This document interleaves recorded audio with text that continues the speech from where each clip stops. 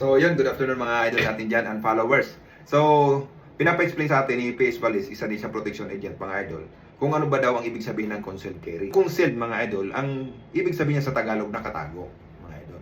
Ibig sabihin walang hulma, walang bukol, hindi lang yung nakatago pero bukol pa rin. So hindi yan matatawag na concealed mga idol.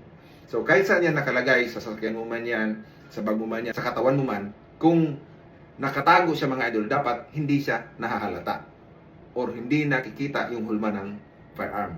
Yun ang sinasabing concealed na pagdadala or nakatago na pagdadala. Concealed carry, mga idol. Pero mga idol, kung halimbawa, naglagay ka sa katawan mo, nakabukol naman siya mga idol. Di ba? Makukonsider natin siya na hindi siya concealed carry. Kasi nakahulma pa rin ang firearm. So, may expose pa rin siya sa public na may dala kang firearm. Sino ba yung tao na hindi nakakalam sa itsura ng firearm? Di ba? So, yun ang iniiwasan natin mga idol.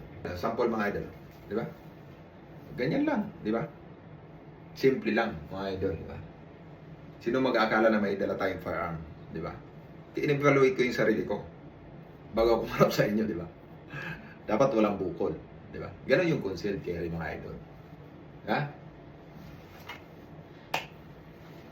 Huwag pa bukol-bukol.